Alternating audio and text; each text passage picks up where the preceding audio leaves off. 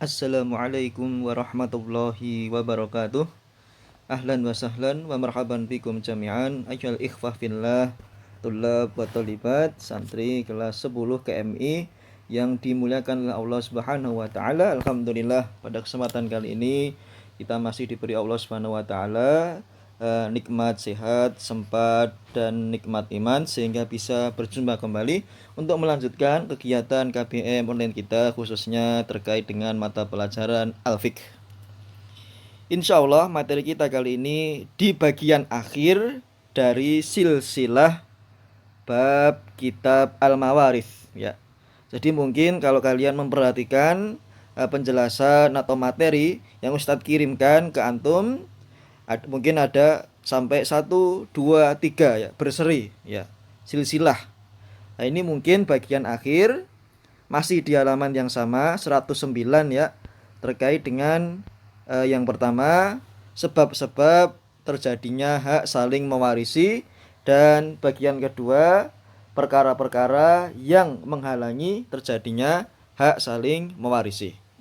Sebetulnya bisa saja kalau asy-syekh atau penulis kitab ini menjadikan ya sebab dan penghalang ini bagian awal ya, untuk lebih mudah. Karena apa?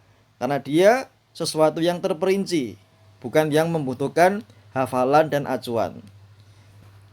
Adapun yang sebelum-sebelumnya itu terkait dengan bagian waris, misalnya anak laki-laki sekian, anak perempuan sekian, suami sekian, istri sekian, ayah sekian, kemudian ibu sekian, kakek sekian, nenek sekian.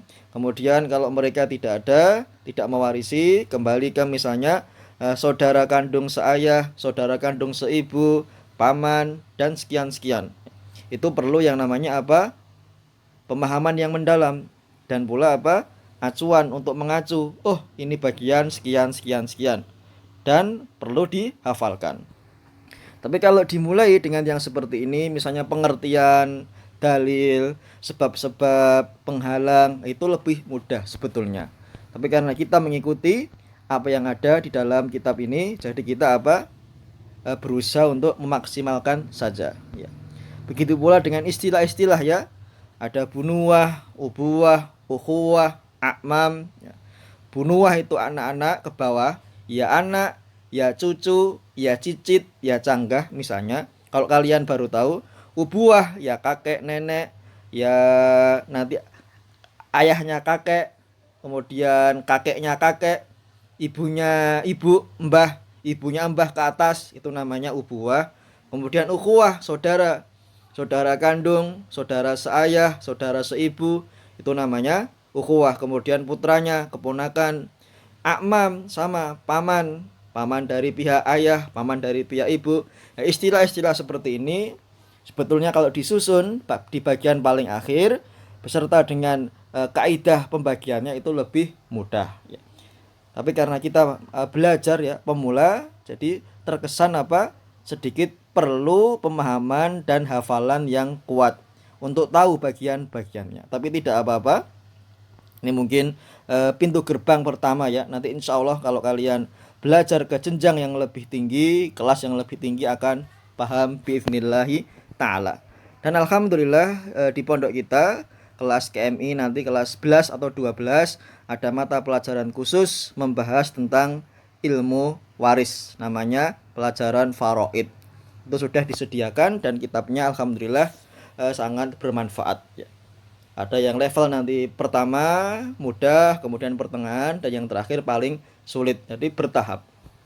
Taib. Itu tadi hanya sekedar apa ya, kata pengantar untuk Ustadz yang sering kali saya sampaikan. Belum paham untuk pertama, kedua nggak apa-apa, nanti insya Allah seterusnya akan paham. Ya, karena setiap kita diberikan Allah Ta'ala pemahaman yang berbeda-beda. Kita masuk ke materi, silahkan dibuka buku kalian halaman 109 ya. Cuma kita tinggal penutupan saja di kitab Mawaris ini. Yang pertama, wa asbabul irsi salasah. Sebab-sebab adanya hak saling mewarisi adalah ada 3 hal. Yang pertama, an-nasab, hubungan nasab, hubungan darah, kakek, ayah, ibu, anak, cicit. Dan yang kedua, wan nikahus shahih, nikah yang sah. Hubungan nikah, ini menjadi suaminya ini menjadi istrinya ini. Nah, itu nanti berpengaruh. Kemudian yang ketiga, al-wala, hubungan perbudakan. Ini di zaman Nabi, zaman sahabat masih ada ya. Bekas budak dibebaskan misalnya. Yang nanti berhak mendapatkan warisan. Apabila baik bagian ashabul furud tidak memiliki anak misalnya, tidak memiliki kerabat yang masih hidup, itu nanti ada haknya budaknya. Nah. Kemudian setelah kita mengetahui tentang adanya tiga hal yang menjadikan tiga hal ini hubungan hak waris, saling mewarisi. Yang pertama hubungan nasab, nikah yang sah diakui. Dan yang ketiga al-wala, budak yang dimerdekakan. Sekarang yang kedua, wa mawani'uhu, sedangkan penghalang-penghalangnya ini sebetulnya dapat hak waris, tapi karena suatu sebab, ada tiga sebab, maka haknya dibatalkan. Haknya menjadi rusak, haknya dianggap batal oleh syariat. Salah sah, ada tiga. Yang pertama, al-qatl, membunuh. Misalnya seorang anak membunuh seorang ayah. Hakikatnya anak ini mendapatkan hak waris, tapi karena dia membunuh batal, dilarang, tidak mendapatkan warisan. Yang kedua, ar-riq, perbudakan. Sebaliknya ya, kalau tadi membebaskan budak mendapatkan hak waris, al-wala. Tapi kalau perbudakan sudah menjadi milik orang lain, misalnya sandera, tawanan perang, seharusnya misalnya dapat hak waris karena dia sudah dibeli menjadi budak orang lain, dia mengabdi ke tuannya, maka dia sudah tidak mendapatkan hak warisnya lagi. Yang ketiga, wakhtilafuddin, perbedaan agama. Yang satu agamanya Islam, misalnya anaknya seseorang, misalnya si fulan punya 2 orang anak, laki-laki semua. Anaknya si A ini agamanya Islam, si B ini non, ya. Maka yang si A tetap mendapatkan hak waris ketika ayahnya ini meninggal, tapi yang putranya si B gugur, haknya batal karena beda agama. Ketiga ini yang menjadi penyebab penghalang dari adanya hak saling mewarisi. Pembunuhan, budak, perbudakan, dan perbedaan agama. Kemudian wa idza kana ba'dul warasah hamlan au mafqutan au nahwahu, apabila sebagian dari ahli waris masih berada dalam kandungan, janin ya diketahui, misalnya seorang istri mengandung seorang anak dari suaminya, atau hilang tidak diketahui keberadaannya, misalnya setelah berbulan-bulan pergi ke Amerika bekerja tidak pulang-pulang, kabarnya terputus, dan semisalnya au nahwahu, semisalnya amil tabil ikhtiyat wa waqaf talahu in talabal warasatu kismatal miras amilta ma yahsulu bil ikhtiyat ala hasabi ma qarrarahul fuqaha rahimahullahu ta'ala. Maka solusinya bagaimana? Maka bagiannya tetap dirawat, dijaga, dipelihara, dan dimaukufkan, ya, disimpan untuknya. Jika kelak kemungkinan di kemudian hari ahli waris itu ternyata masih hidup, meminta bagian warisannya, maka diberikan kepadanya apa yang telah memang terjadi, haknya yang berupa harta yang dipelihara tadi. Di sini bahasanya al-mauquf, ya, dipelihara atau dirawat sebagaimana yang telah ditetapkan oleh para al-fuqaha rahimahullahu ta'ala. Jadi ada ya, walaupun kejadiannya sekian persen ya. Misalnya seorang anak atau seorang suami, seorang ahli kerabat, kabarnya sudah berbulan-bulan terputus, tidak pulang-pulang. Tidak diketahui apakah dia masih hidup atau sudah meninggal ya.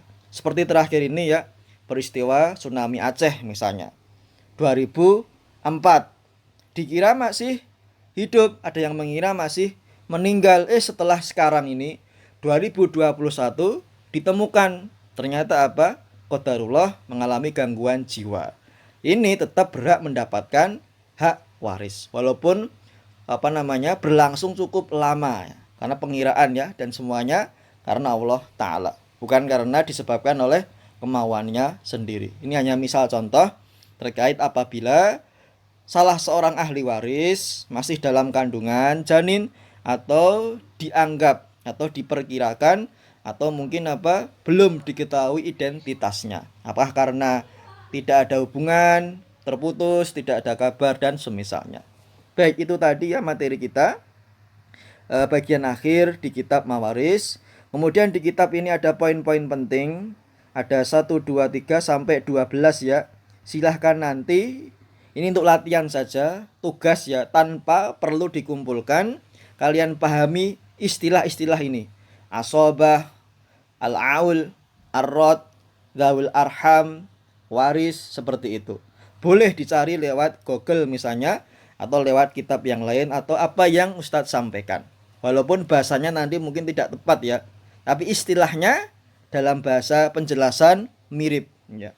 Asobah, al-aul, ar-rod, dzawil arham, itu pernah saya singgung. Baik, seperti itu.